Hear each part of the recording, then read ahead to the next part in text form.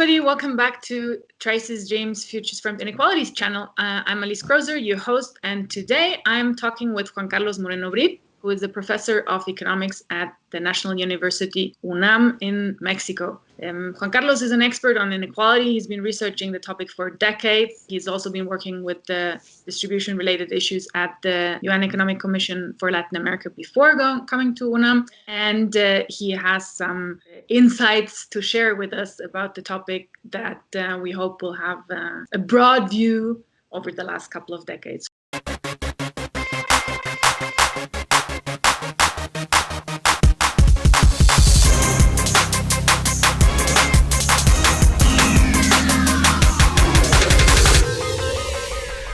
Juan Carlos, welcome to the show. Pleasure. You forgot to say that I'm your friend, but that's okay. You're also my dear friend. Yes, yes, very much. You're also one of the most prolific writers. I mean, you've written more books and articles and reports than most people read in their lives. Inequality? Yeah, exactly. There's a lot to talk about when we talk about inequality. What do you think are the important aspects of inequality in Mexico today? I mean, you've been observing the topic for a longer period. Do you think it has changed over this time frame? And what do you think are its characteristics today?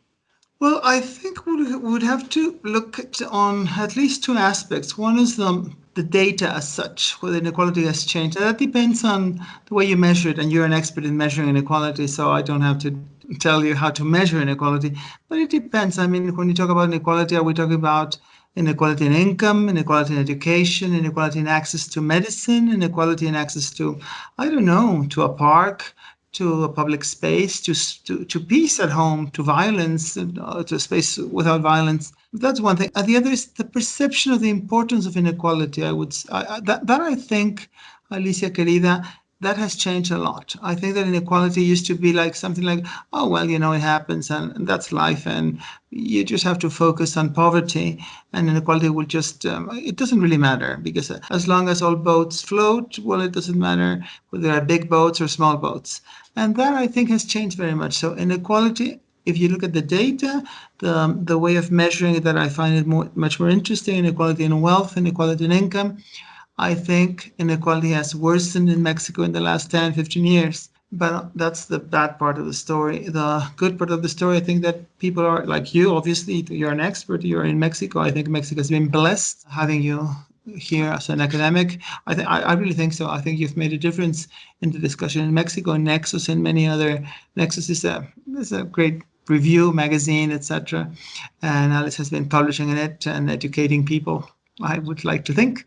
And I believe that media, even the government, the civil service, the private sector, NGOs, they are much more aware of inequality as a problem, not as a thing that we just take it for granted. I think that in addition, now that we have pandemia with the COVID, etc., it's very blatant that Mexico and Latin America cannot grow. I know that your audience is not necessarily composed of economists. So economies, they have only two engines of growth: the external sector, that means exports, or the internal sector, that means Mexicans, in the case of Mexico. So once we have a pandemic the size of this one, which is the worst crisis that we've seen in 100 years, it's impossible to grow through exports. So the only way that we can grow, that we create employments, decent employments, nice wages, etc., is through a better distribution of income, decreasing inequality. So I think that inequality has become a major priority for any economy in Latin America or, say, emerging markets.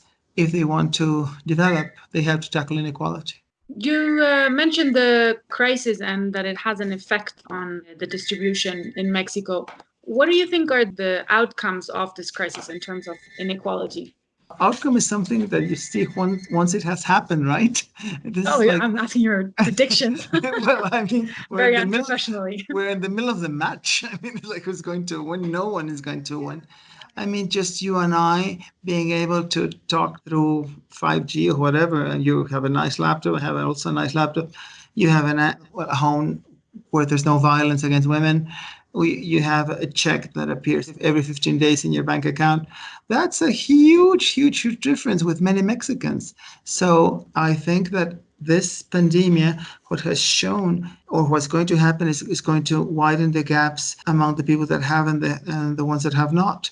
Access to medicine, access to even food. I mean, what we see, say, let's go back to education. Schools have been, locked out. So children cannot go to school. Teachers try to teach. Obvious teachers try to teach. Some teachers just want to receive their wages. But anyway, that's another story. Well, one thing is if you're able to receive a lesson in your home, then you have to have a lot of conditions in order to be able to grasp that knowledge. So I think that right now we're going to see huge gaps in education, huge gaps in wages and employment. And in Mexico right now, we see there's around 34 million Mexicans that need a job. So they don't only need a job, they need wages. So I think that this pandemic, what it's going to do is create a massive disaster in terms of social and economic well-being in Mexico and in many other emerging economies.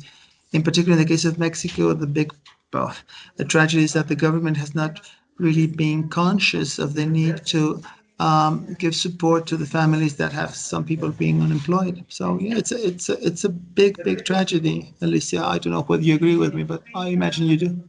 I completely agree. I mean, it's a very problematic situation for people that have been living in precarious conditions already before the crisis, and now added to this precarious situation comes a loss of job or of health and catastrophic circumstances. And actually, sorry to interrupt you, but you being a woman, I mean, for women, this is going to be a huge loss because my kids are now in their homes. So we told the people, you have to stay at home. What does that exactly mean? It means that there's a woman there in a very macho type of societies in which the woman has to take care of the kids, has to take care of the husband, has to take care of the elderly relatives, etc. So now once the economy starts to reopen again, well, what happens? Because the kids are not going to school, so who's going to stay at home? Is the dad going to stay at home? Or, is the woman going to stay at home? So very likely the woman must have, because I'm not saying must in the sense of a moral need, but of social type of organization in which the woman, it's very likely that she won't be able to insert herself in the labor market.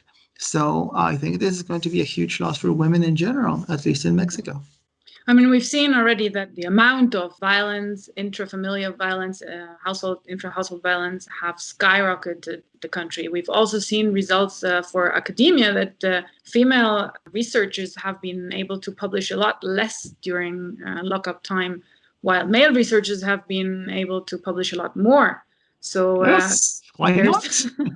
Yes, it kind of feeds into these already existing gender inequalities. It's a big mess, yeah.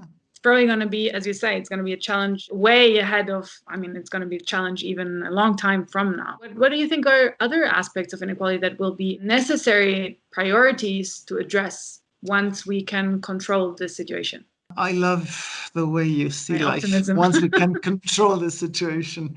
This COVID thing is going to last. It's going to be something like we have to deal with it, like climate change actually is very related to it.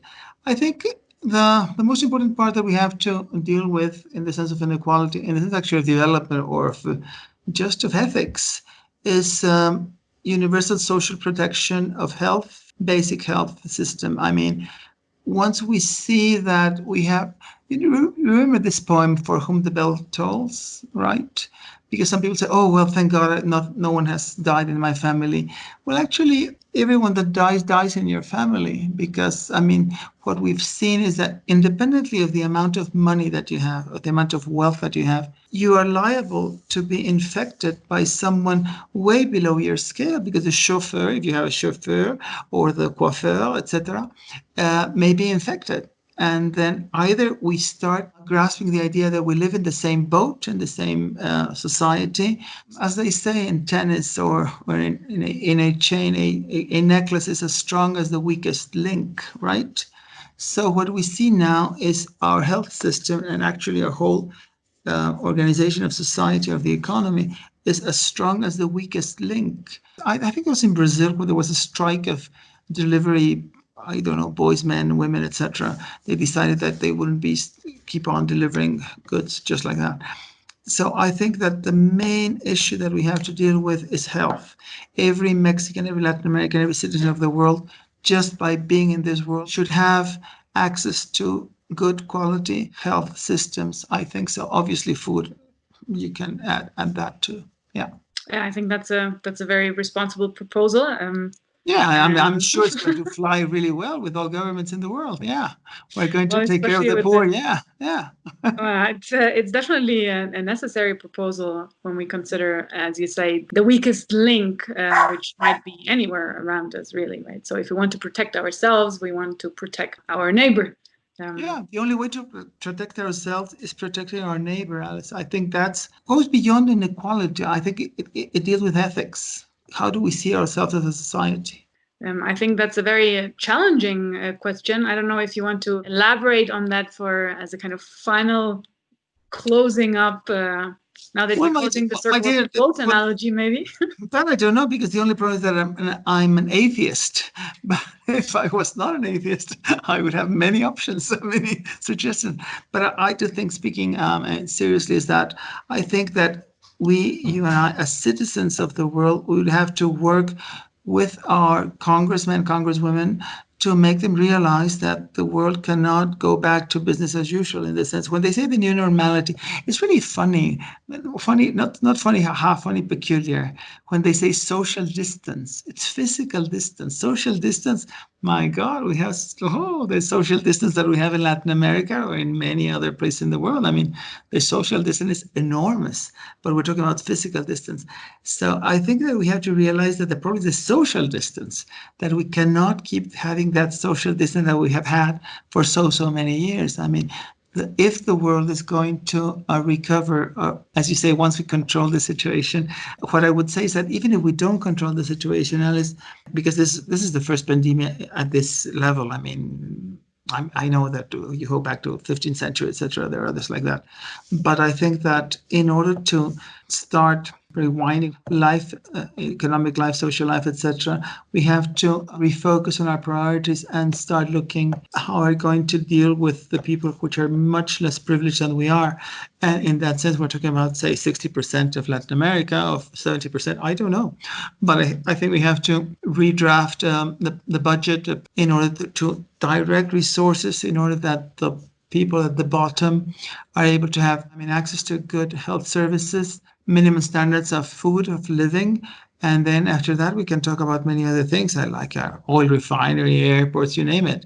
But the priority is having a good standard of life, a minimum standard of living for everyone. I think that's what we have to look at. I don't know if we're going to be intelligent enough to do so, because if we don't react or act in that way, then the boat will sink with all of us. And I think we can end in that optimistic tone. On that very optimistic note, our great challenge ahead, as Juan Carlos tells us, is to reduce the social distance, not only in Mexico and Latin America, but in general. The social distance being the differences in quality of life and standard of life in resources that different individuals hold. So it's not so much only getting over this crisis in some way or another. It's also dealing with the situation that already was precarious before the crisis, right? And in that sense, we want to aspire a minimum standard of living for everybody, that is at least healthcare, food, and some basic sustainment for every individual. Right, you can keep the physical distance, not to be infected, etc. We have to reduce the social distance and look up and look down. The Les Miserables, look down, look up, etc. First, reduce the social distance, and then we can think about the physical distance and undistancing. Juan Carlos, thank you very much for joining us and sharing with us. It's a pleasure talking to you. And please, Mexico is enlightened to have you here. You flatter me too much, but thank you. I'm just describing you, my dear. Thank you for being with us. If you liked this interview, please join us again next time at Futures Frame TV. I'm Elise Krozer, your host on the Inequalities channel. Have a good afternoon and see you soon, hopefully. Goodbye.